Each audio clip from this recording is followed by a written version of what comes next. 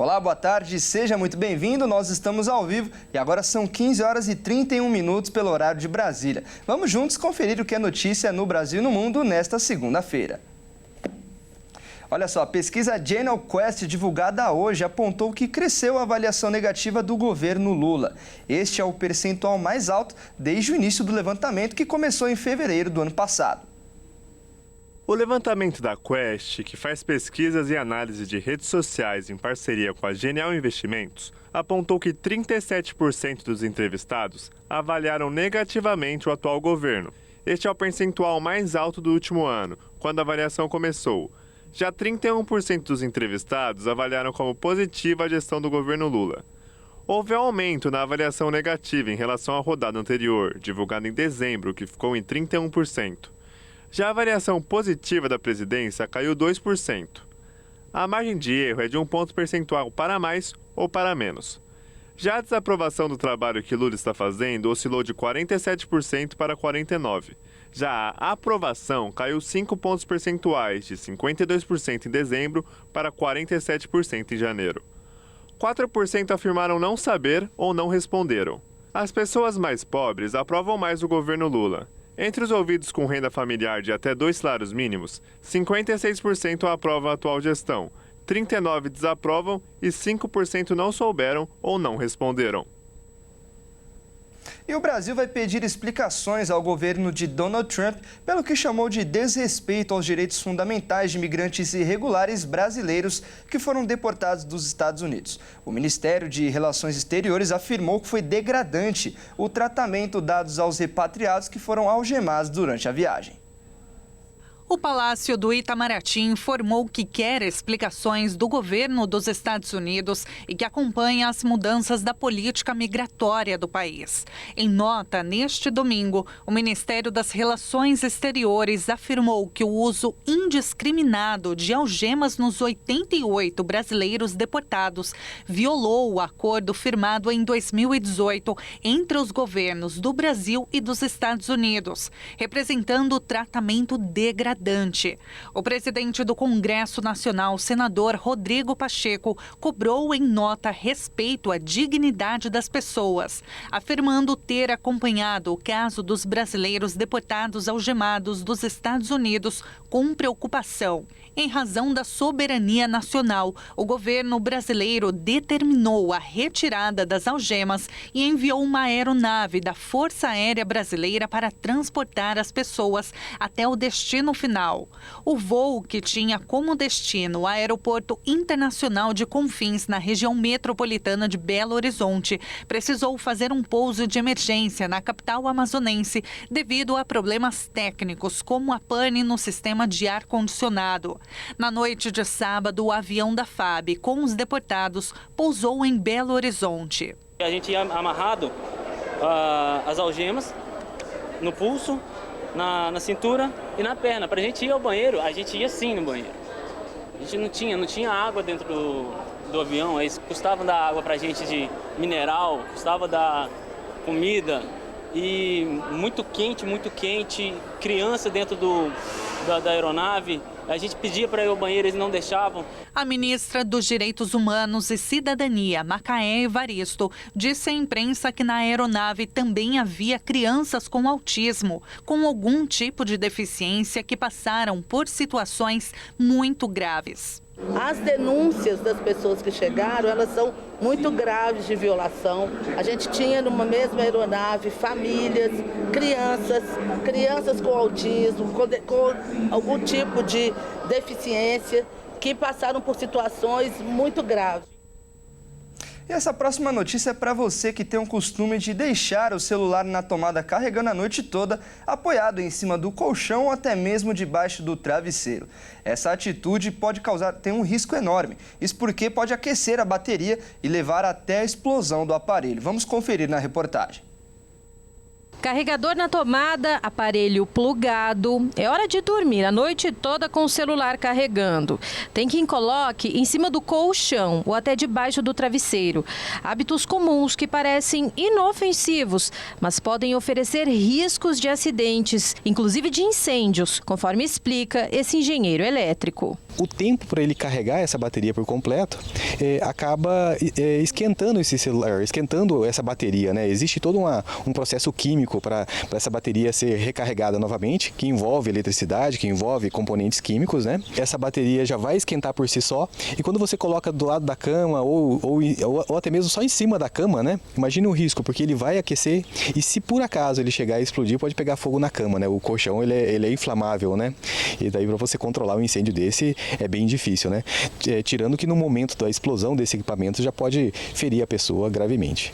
E os casos não são tão raros assim. Somente neste ano, a funcionária de um supermercado no Rio Grande do Norte trabalhava quando sofreu queimaduras depois que o celular pegou fogo dentro do bolso da calça dela.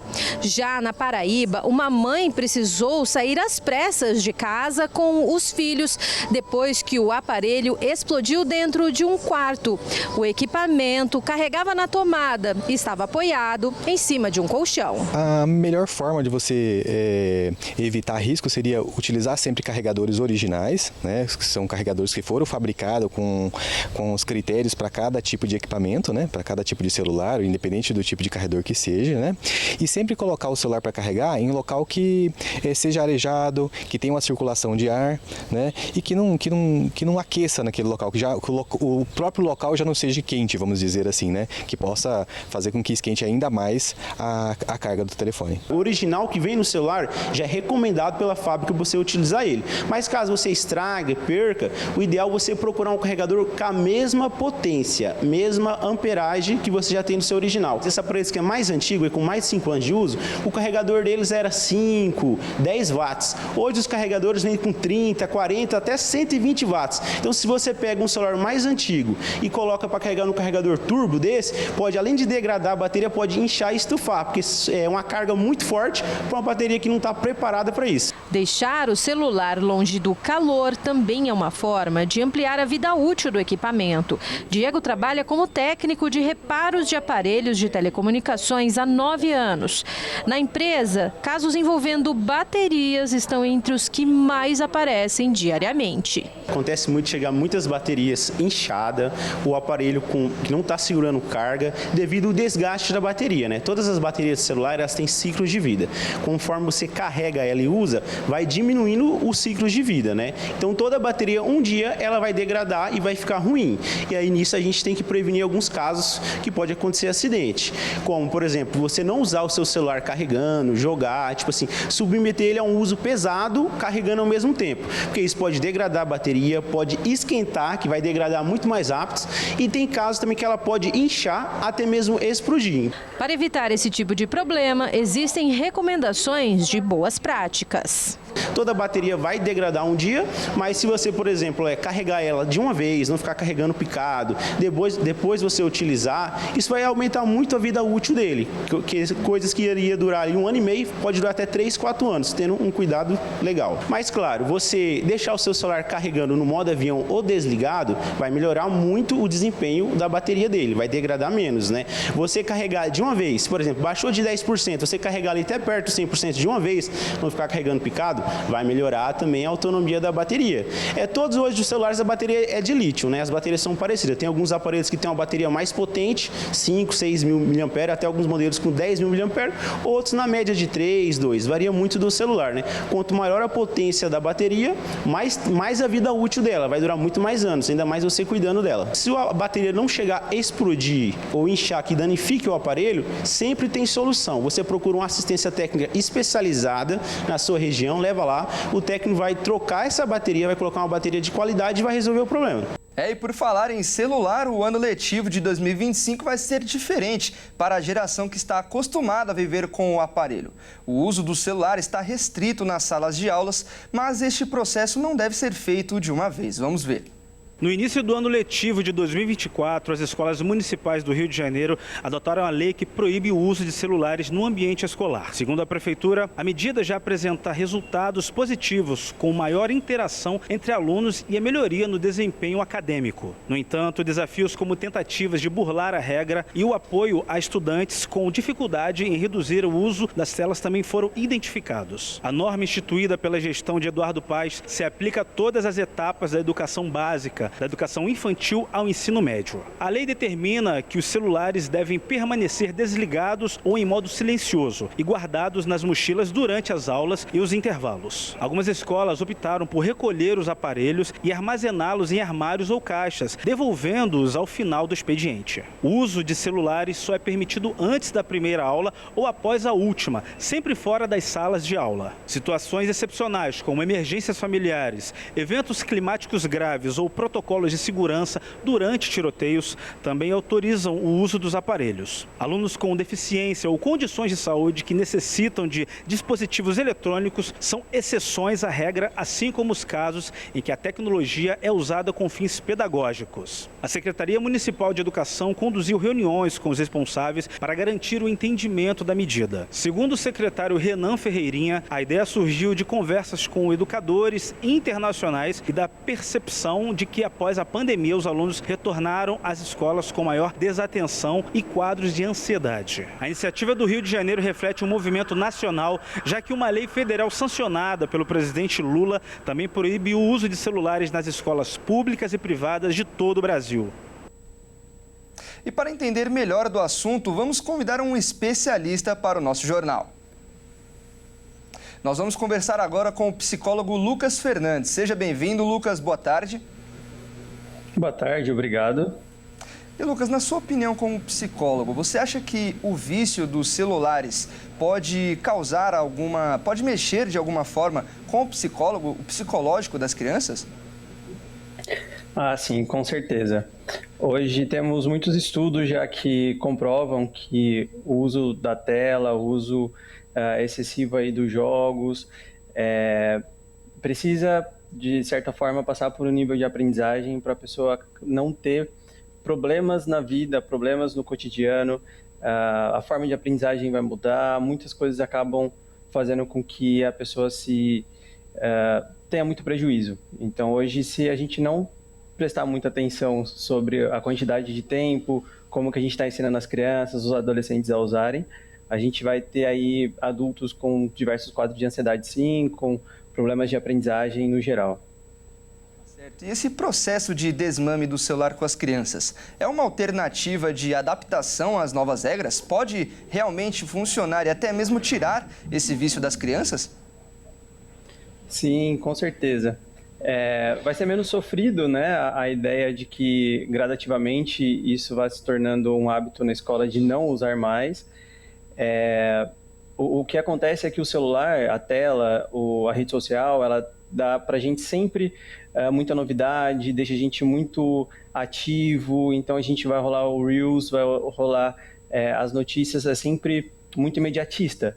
Então a gente não tem a capacidade de aprender a se moldar, a controlar as emoções, a gente vai querer assim, sempre como se fosse o celular acontecendo. E na vida real não é assim que funciona, infelizmente.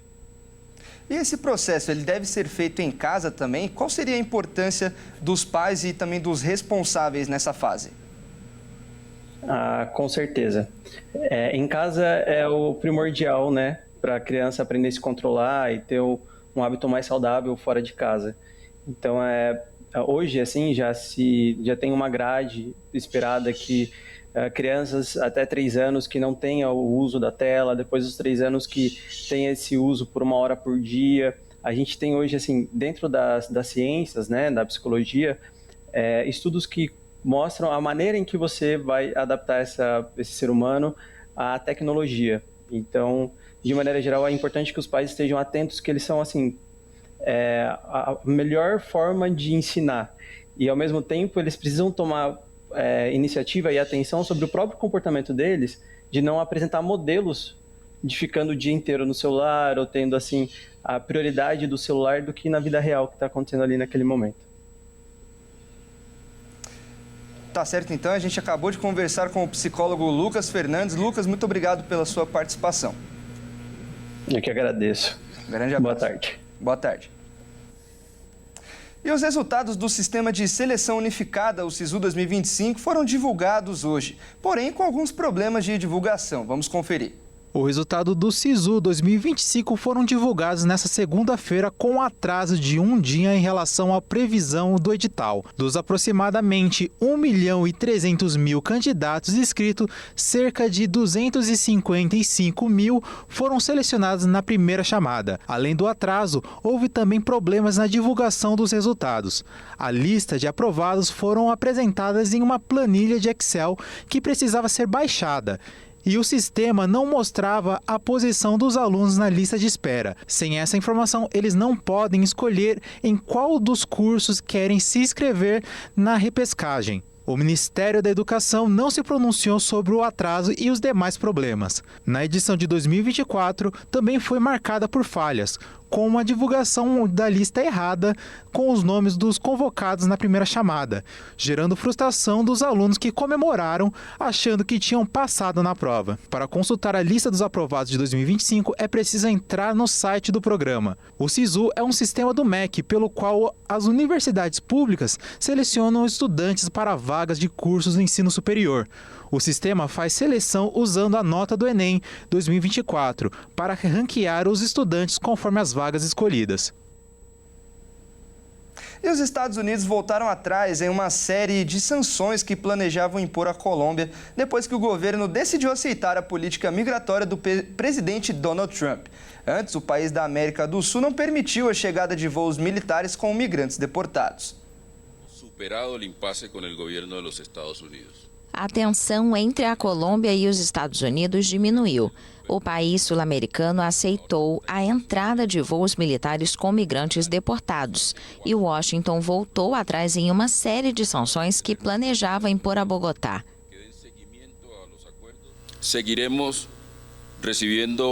Vamos seguir recebendo os colombianos e colombianas que retornem na condição de deportados, garantindo a eles condições dignas como cidadãos com direitos.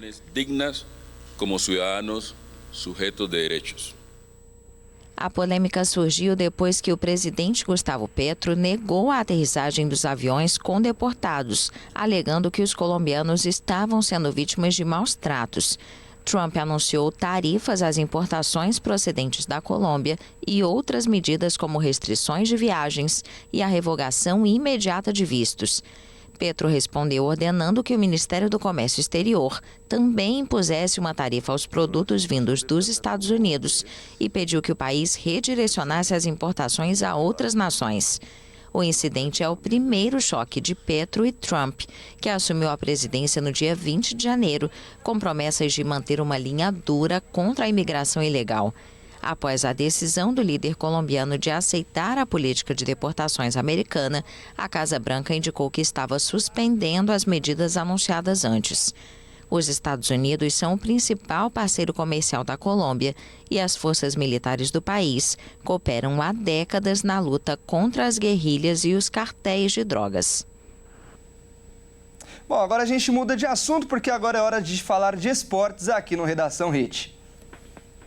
E como acontece todos os dias, o Caio Veríssimo vai trazer as informações. Boa tarde, Caio. Seja muito bem-vindo mais uma vez ao Redação Hit. E apesar dos campeonatos estaduais estarem apenas começando, a gente já teve técnico de time grande sendo demitido, né? Exatamente, Fernando. Boa tarde a você, boa tarde a todos que nos assistem. Bom, depois de 5 jogos e apenas uma vitória em 2025, o Cruzeiro demitiu Fernando Diniz e já está no mercado à procura de um novo técnico. Vamos ver. Fernando Diniz foi demitido do Cruzeiro nesta segunda. A decisão foi tomada após uma reunião na Toca da Raposa. Diniz vinha pressionado no cargo desde o fim do ano passado e o desempenho do time vinha sendo bastante criticado pelos torcedores. Em 2024, Diniz não conseguiu classificar o Cruzeiro para a Libertadores de 2025, além de ter perdido a decisão da Sul-Americana para o Racing. Com Fernando Diniz no comando, o Cruzeiro disputou 20 partidas, vencendo 4, empatando 9 e perdendo outras 7. O aproveitamento do treinador no período foi de 35%. O ex-técnico da seleção brasileira tinha contrato até o fim de 2025. Agora, o principal alvo da diretoria celeste é Renato Gaúcho. O staff do ex-técnico do Grêmio confirmou que foi procurado por representantes do Cruzeiro. Renato Gaúcho deixou o Grêmio no fim de 2024 e está livre no mercado desde então. E no Campeonato Paulista aconteceu algo muito difícil de ser feito novamente, né, Caio? O possível gol mais rápido do torneio já aconteceu logo na 4ª rodada, não é mesmo? É, o recorde que vai ser difícil de ser quebrado, Fernando. Bom, foram necessários 49 segundos para pintar o gol mais rápido do campeonato até o momento. Gol do Guarani, vamos ver. O Guarani recebeu o Noroeste no Brinco de Ouro e 49 segundos depois da bola rolar, ela já estava no fundo da rede. Matheus Regis, do Guarani, marcou o gol mais rápido do Campeonato Paulista até o momento. Mas o mais impressionante é que a bola começou com o Noroeste. E no primeiro contra-ataque, o Guarani seguiu o manual e marcou o lindo gol e o mais rápido dessa edição da competição. Esse foi o primeiro gol do camisa 7 pelo Bugre e superou o gol do Gabriel na vitória do Mirassol contra o Água Santa, aos 3 minutos de jogo, que até então era o mais rápido do campeonato. E parece que o sonho de todo santista em ver o Neymar de volta vai ser realizado, né, Caio? Conta pra gente como tá essa negociação. Isso mesmo, Fernando. Bom, o Santos e o Neymar têm reuniões essa semana para acertar os últimos ajustes desse acordo que promete balançar o futebol brasileiro. Vamos ver.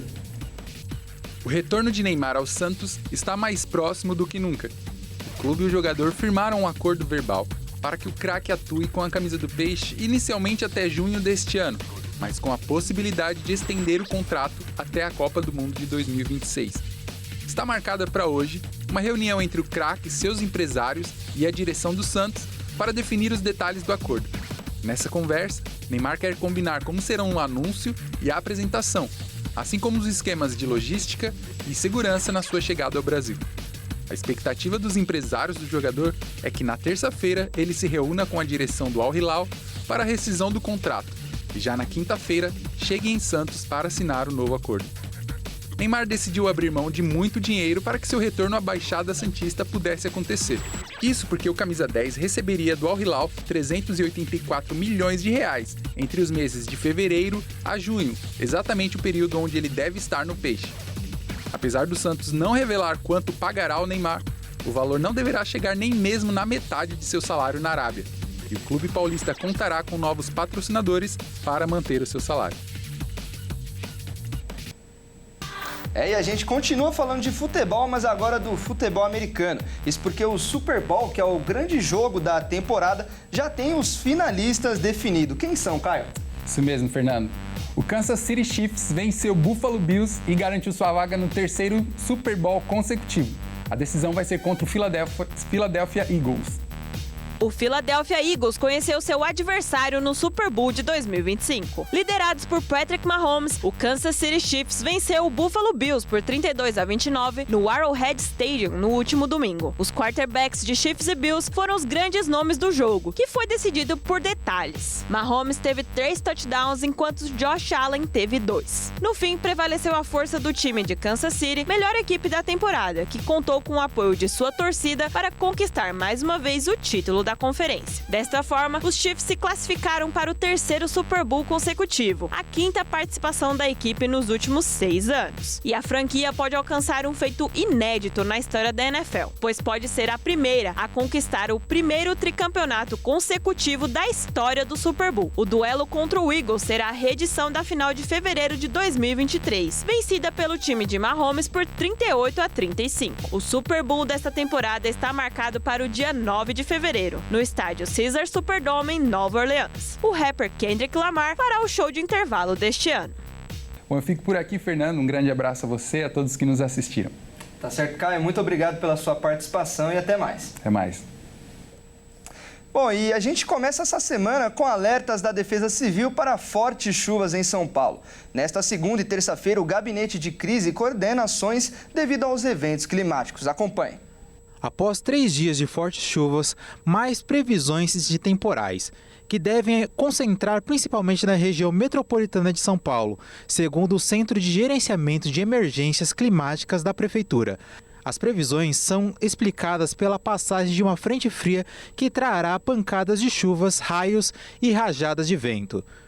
A segunda-feira começa com o céu nublado e a máxima chega a 27 graus, com a chuva significativa no período da tarde. No período da noite, as instabilidades diminuem, E na terça-feira, a manhã permanece nublada e os termômetros marcam um máximo de 28 graus. Durante a tarde, algumas instabilidades vindas do interior do estado devem causar pancadas de chuvas de média e forte intensidade, que devem diminuir no período da noite. Já na quarta, as previsões de tempestades voltam a ganhar força, segundo o Instituto Nacional de Meteorologia. Até este domingo, o governo do estado confirmou 17 mortes decorrentes das chuvas em São Paulo desde o início de dezembro. E ainda falando sobre as chuvas, especialistas apontam que uma possível solução para evitar situações como a que a gente tem visto é o aumento da arborização urbana. Vamos ver.